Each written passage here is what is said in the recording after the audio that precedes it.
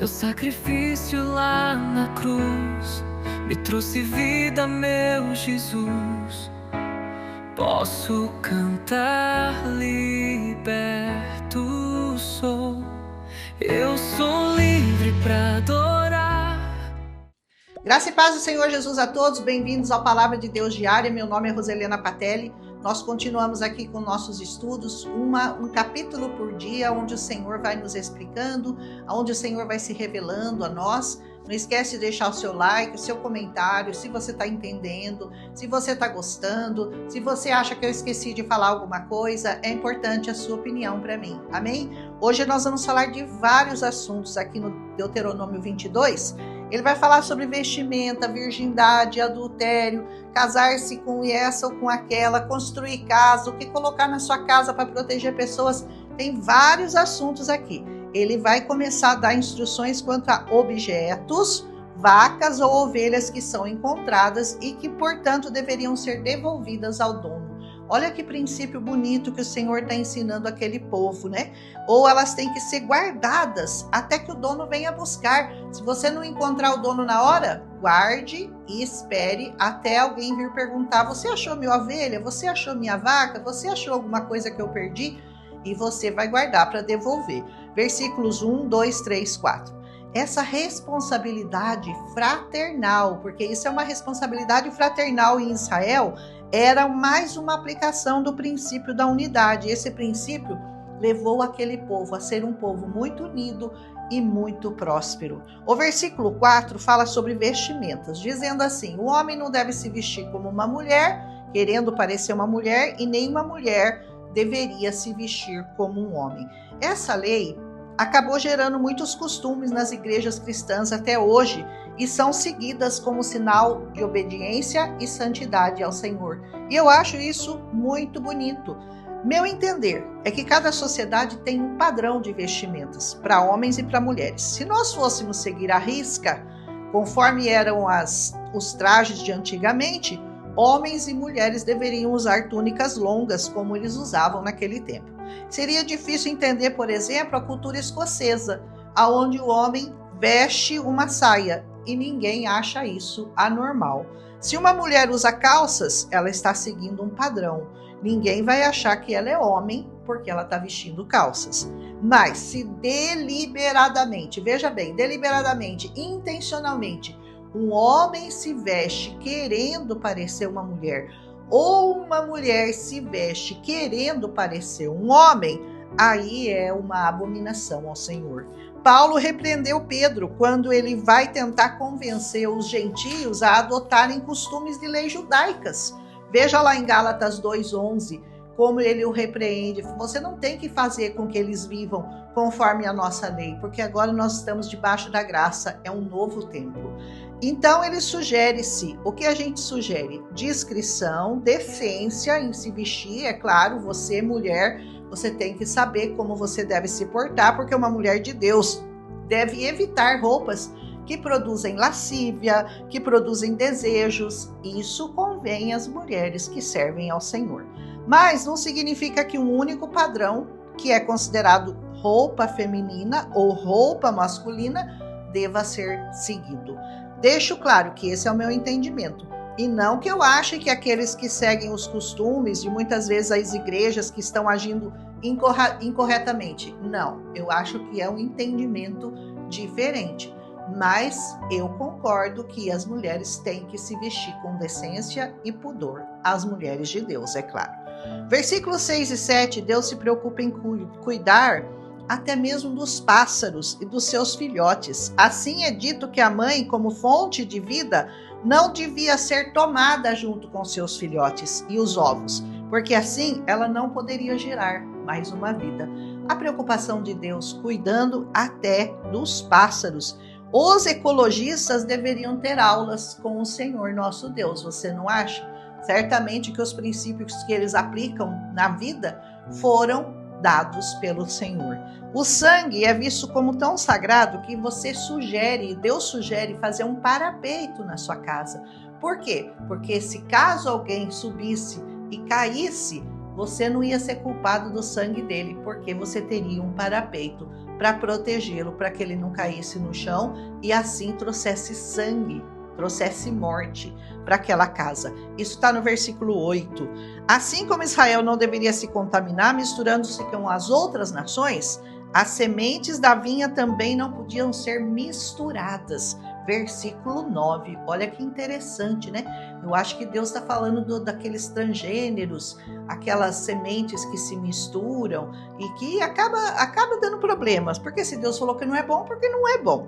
Também não se podia misturar boi com jumento, versículo 10, ou seja, cruzar os dois, linho com lã, versículo 11. Relembra aqui o uso de franjas, que nós já falamos. Você lembra que Jesus usava franjas nas suas roupas? Porque essas franjas os identificavam como o povo de Deus nessa terra. Versículo 12.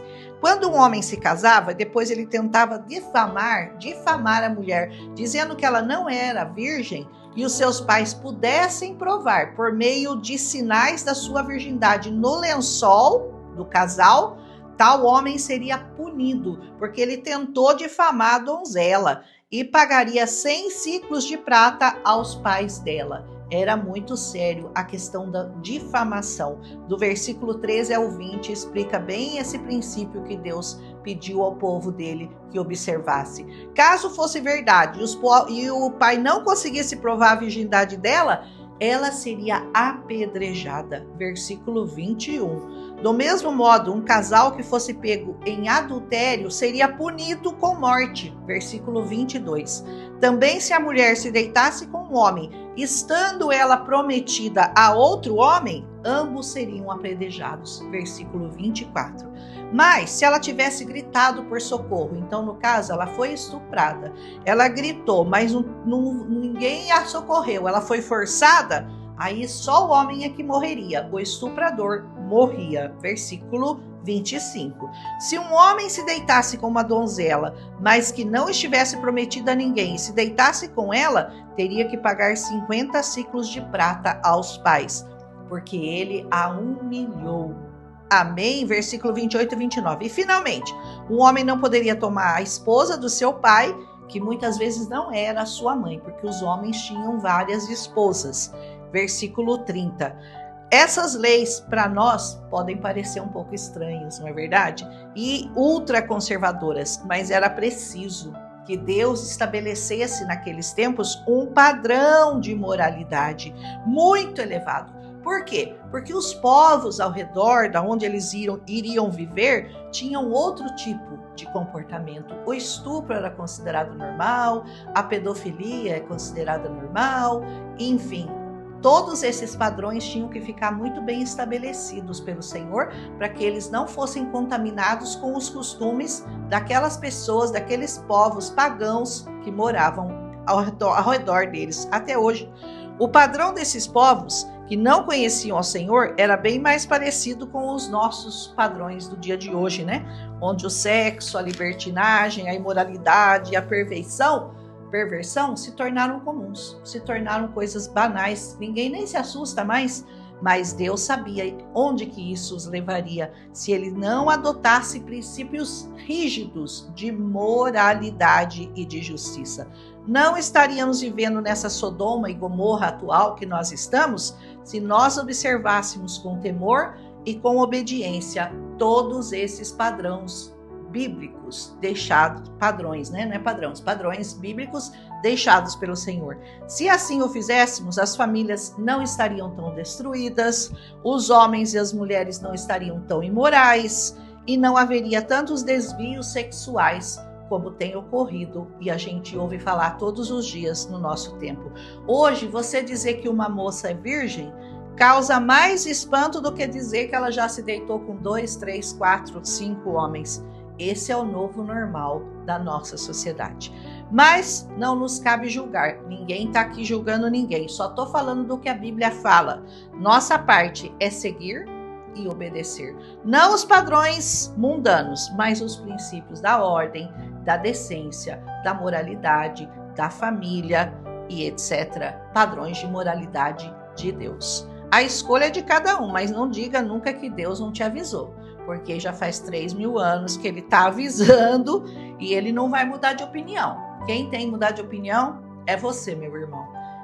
Preste bastante atenção nesses padrões bíblicos de comportamento que foram estabelecidos pelo Senhor, e se você concorda ou não concorda, o problema é seu, porque o Senhor, ele não vai mudar de opinião nunca, porque ele não muda, ele é o mesmo ontem, hoje e será eternamente. Você se encaixa aos padrões dele, porque ele não vai se encaixar aos seus. Aleluia! Pensa bastante, reflita bastante nesse capítulo 22, que eu achei bastante interessante, tem muitos assuntos assim, diversas questões incluídas aqui, de vestimenta, de achar coisas, de adultério, de virgindade e tudo mais. E depois você vê, você decide se você quer seguir esses padrões de Deus ou você quer continuar nos seus. Eu espero que você tome uma sábia decisão de se submeter ao Senhor e aos seus padrões de moralidade. Um abraço em Cristo Jesus. Amanhã a gente volta